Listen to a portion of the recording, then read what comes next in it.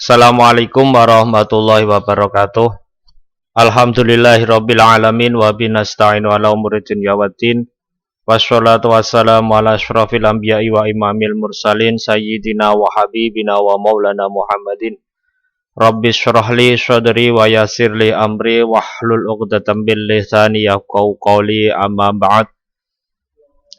Untuk anak-anakku sekalian, kelas 12 SMK Tunas Harapan Pati yang saya banggakan,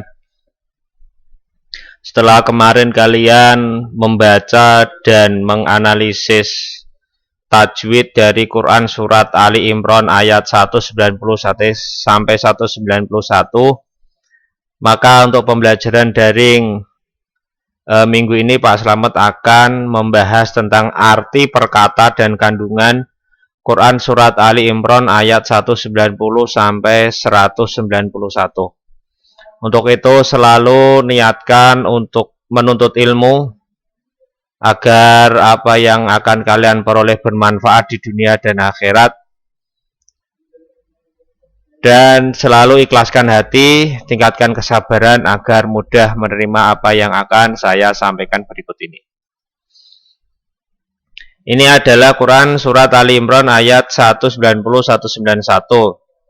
Akan saya bacakan kembali untuk mereview ulang bacaan kalian, supaya bacaan kalian semakin bagus dan semakin mantap. A'udzubillahi minasyaitonirrajim. Bismillahirrahmanirrahim.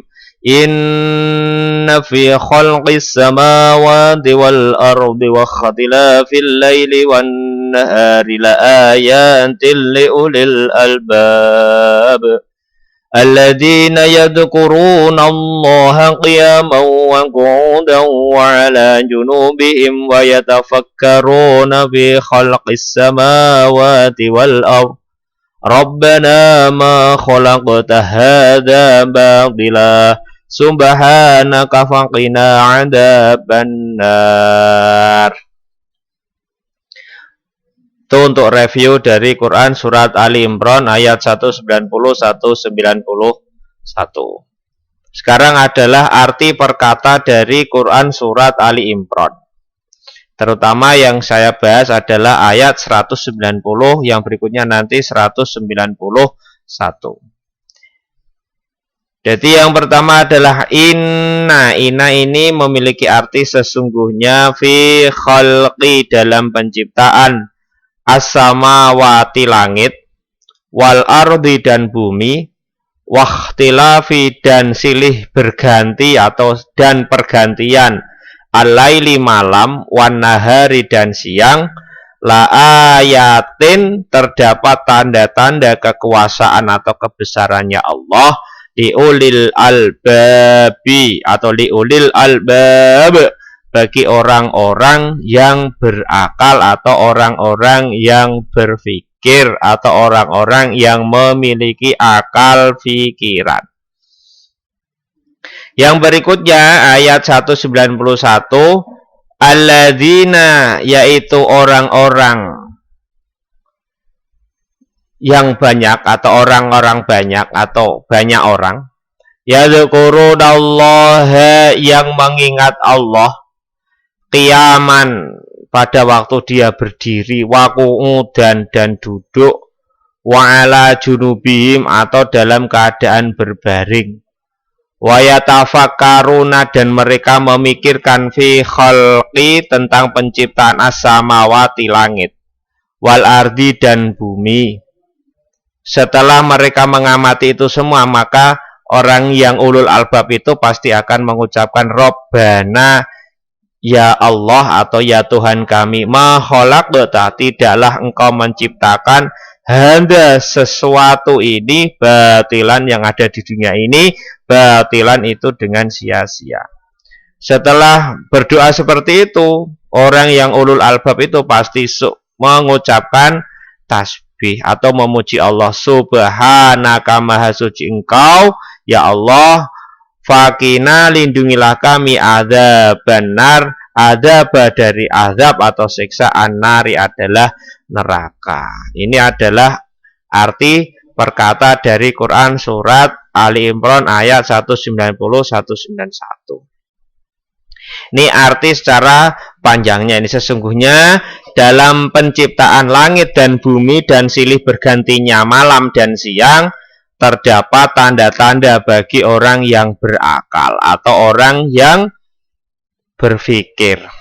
Yaitu orang-orang yang berakal itu siapa? Yaitu orang-orang yang mengingat Allah sambil berdiri, duduk dalam keadaan berbaring, dan mereka memikirkan tentang penciptaan langit dan bumi seraya berkata, ya Tuhan kami, atau ya Allah Tuhan kami, tiadalah Engkau menciptakan ini dengan sia-sia. Maka maha suci Engkau, maka perialalah kami dari siksa api neraka. Ini adalah Quran surat Ali Imran ayat 190-191.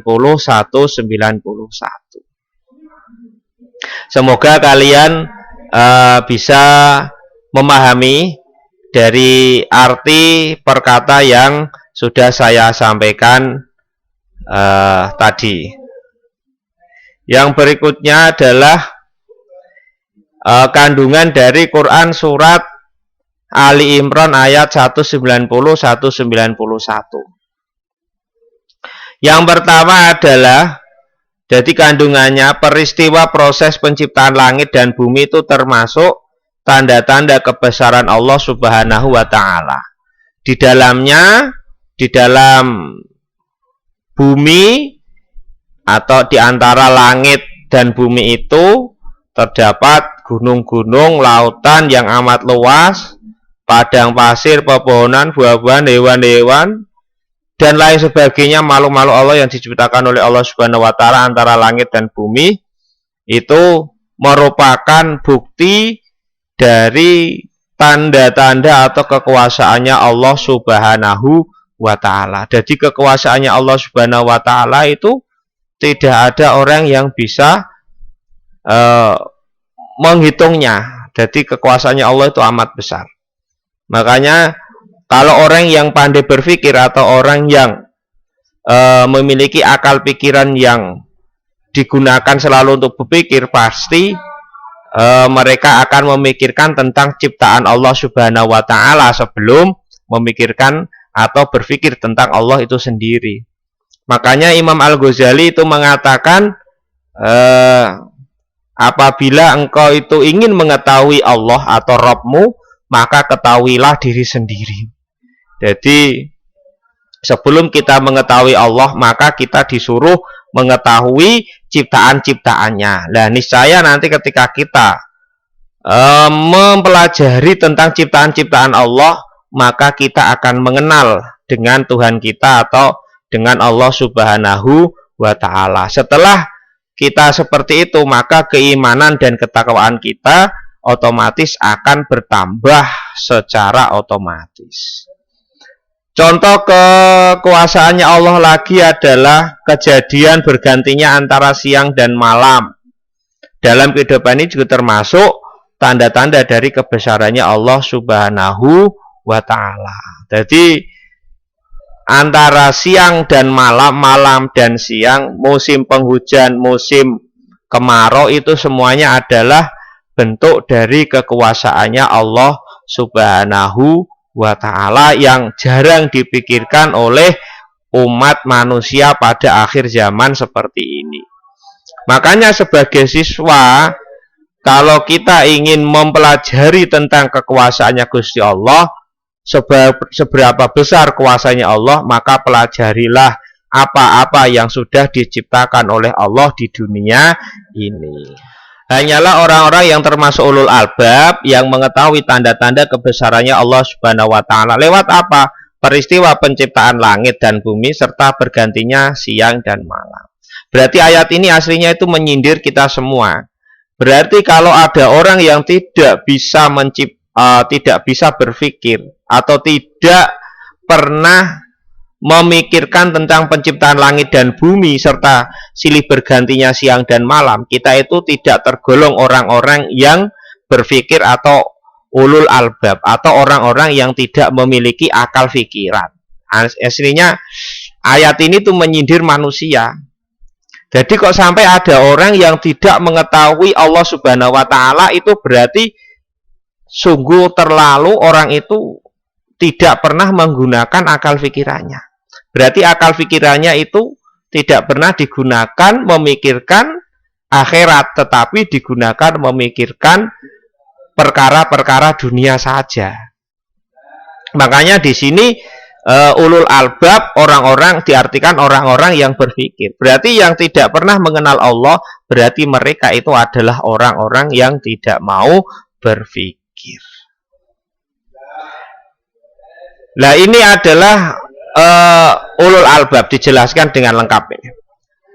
Ulul albab ialah seorang yang termasuk ulul albab, itu cirinya adalah orang yang tersebut selalu mengingat Allah Subhanahu wa ta'ala, baik dalam keadaan berdiri, duduk maupun berbaring. Jadi kalau saya boleh mengartikan dari ayat ini adalah ulul albab itu cirinya adalah orang yang selalu sholat, baik dalam keadaan dia itu mampu, dalam hari ini sholat harus berdiri, kalau tidak mampu dia itu harus duduk, kalau tidak duduk dia berbaring. Makanya ulul albab itu dimanapun tempatnya harus sholat, karena orang yang memiliki akal pikiran pasti akan sholat.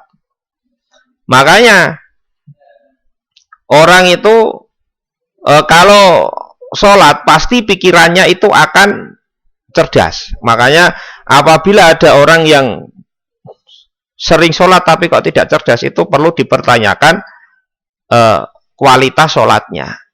Makanya di sini ulul albab cirinya adalah orang yang ingat kepada Allah dalam keadaan berdiri, duduk maupun berbaring. Ada lagi dari kandungan ayat ini adalah sesibuk apapun orang yang berdiri itu saya artikan berkarya.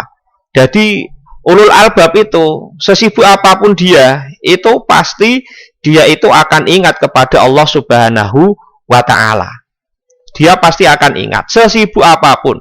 Makanya terus Rasulullah Shallallahu Alaihi Wasallam membuat aturan, meskipun itu disunahkan, ketika kita sedang bekerja ada yang namanya sholat duha. Nah, sholat duha itu kan sholat untuk mengingat Allah, aslinya di sela-sela kesibukan kita. Adalah kita lagi duduk atau dalam keadaan santai. Orang yang dalam keadaan santai, kalau itu adalah ulul albab, maka yang diingat itu hanyalah Allah Subhanahu wa ta'ala. Sambil dia duduk termenung, tapi hatinya selalu zikir kepada Allah Subhanahu wa ta'ala, mengucapkan kalimat thayyibah semampunya. Dalam keadaan berbaring ini artinya adalah kita mau tidur. Makanya Rasulullah juga membuat aturan, sebelum tidur kita itu harus wudu, kita berdoa, membaca Al-Ikhlas, Muawwidzatain, ayat kursi, membaca bismillah sampai 21 kali dan lain sebagainya. Itu intinya apa? Ketika kita mau tidur, kita juga harus memikirkan atau ingat kepada Allah Subhanahu wa ta'ala. Termasuk pula orang-orang tersebut berkenan memikirkan tentang penciptaan langit dan bumi. Seorang yang menggunakan akal pikirannya dengan baik, maka segala sesuatu bisa diambil pelajarannya, termasuk dalam hal ini mengenai ciptaan alam semesta. Jadi Allah menciptakan alam semesta ini tidak ada yang sia-sia. Untuk apa? Tafakur. Jadi untuk diambil pelajarannya. Jadi dimanapun tempatnya ulul albab itu pasti akan menjadikan dekat dia dengan Allah Subhanahu wa ta'ala. Makanya di situ kalimatnya subhana fakina, maka Rabbana ma khalaqta hadza batila. Jadi Allah menciptakan segala sesuatunya ini tidak sia-sia. Tidak ada yang sia-sia. Allah menciptakan manusia tidak sia-sia, menciptakan binatang juga tidak sia-sia. Apapun yang Allah diciptakan di dunia ini itu tidak ada yang sia-sia. Jadi semuanya bermanfaat. Loh, kenapa Allah menciptakan orang miskin? Biar mereka itu tahu ada orang yang kaya. Kenapa Allah menciptakan orang kaya? Biar orang kaya itu mengetahui bahwasanya ada orang yang miskin. Jadi kalau semua di dunia ini semuanya orang kaya, tidak ada orang yang miskin. Siapa yang mau menjadi kuli? Semuanya punya pabrik, punya uang, tidak ada yang menjadi kuli. Makanya Allah menciptakan keseimbangan itu untuk kemaslahatan manusia. Makanya ulul albab itu selalu berpikir tentang itu. Jadi proses manusia diciptakan yang berbeda-beda seperti itu juga ada manfaatnya. Dan terus Allah menciptakan nyamuk itu juga ada manfaatnya, banyak manfaatnya. Allah menciptakan nyamuk, akhirnya ada pabrik obat nyamuk. Berapa ratus ribu karyawan yang bisa menyekolahkan anaknya, bisa menyekolahkan di pesantren anaknya, sebab Allah menciptakannya nyamuk. Makanya segala sesuatu di dunia ini tuh pasti bermanfaat, tidak ada yang tidak bermanfaat. Dalam apa saja yang Allah Subhanahu wa taala ciptakan di alam semesta ini, semuanya tidak ada yang sia-sia, semuanya mengandung hikmah yang amat luar biasa sekali. Jadi orang yang beriman selalu mengagungkan dan mensucikan Allah Subhanahu wa taala dari perbuatan yang sia-sia. Ia juga akan memohon Allah Subhanahu wa taala agar dijauhkan dari azab api neraka. Masalah neraka ini bukan perkara yang ringan dan sepele. Neraka menjadi azab yang berat dan pedih. Maka sudah sepantasnya orang yang beriman itu memohon kepada Allah Subhanahu wa taala agar diselamatkan dari api neraka. Makanya orang yang sudah ulul azmi, ulul albab saja, orang yang pandai berpikir, ingat kepada Allah dimanapun berada, ittaqullah haitsu ma kunta. Jadi bertakwa kepada Allah dimanapun tempatnya berada, mereka itu selalu merasa dirinya itu penuh dengan dosa. Makanya dia berdoa, Robbana, dijauhkan dari azab api neraka. Jadi meskipun dia itu dianggap oleh sebagian atau mereka itu sudah mengingat Allah dimanapun tempatnya berada, tetapi orang-orang ulul albab, orang-orang yang mau berpikir itu selalu merasa dia itu memiliki dosa. Jadi tidak ada orang di dunia ini yang terlepas dari dosa. Makanya subhanaka faqina adzabannar. Makanya doanya itu semoga diselamatkan dari api neraka. Cukup sekian penjelasan singkat dari kandungan Quran surat Ali Imran ayat 190-191. Semoga bermanfaat untuk kalian semua. Akhirul kalam, billahi taufik wal hidayah. Assalamualaikum warahmatullahi wabarakatuh. Jangan lupa ringkasan materinya saya tunggu di Google Classroom. Demikian dari saya.